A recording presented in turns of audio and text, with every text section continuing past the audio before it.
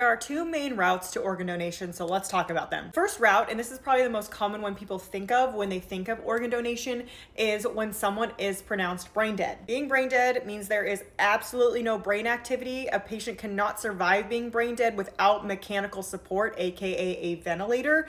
And when someone is pronounced brain dead, meaning they've gone through all the testing, all the criteria in order to be pronounced, that is their legal and medical time of death. That's what goes on the death certificate. This is across the board, state to state. Everybody treats brain death the same. Here's an image to show you a brain with blood flow and a brain with absolutely no blood flow. At this point in the hospital, the donor network team has probably already been contacted and is probably following sort of just in the background along with, what is going on with the patient. And once there is an absolute diagnosis of brain death, this is when the donor network team would approach the families to offer the option of organ donation. I'm going to stress this again because people get this confused. The donor network team is a third party. This is not the hospital. This is not the doctors, the nursing staff that are approaching you. This is a third party entity that handles all of the organ donation process. If someone is a registered organ donor, meaning they made themselves an organ donor at the DMV or wherever else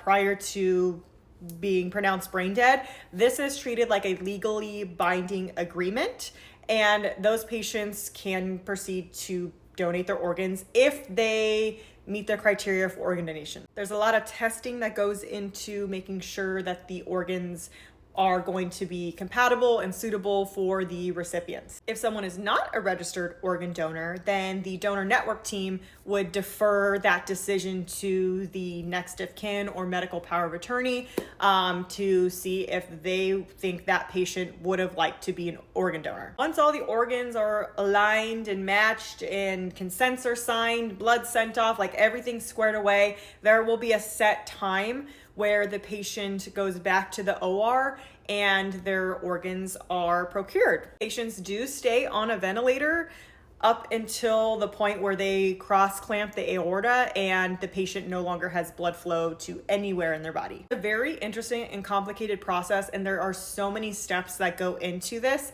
but it's fascinating if you ever get the opportunity to be involved or watch an organ donation case. I'm running out of time, so I'm going to do a part 2 to talk about the second route for donating organs, and let me know if you have any more questions.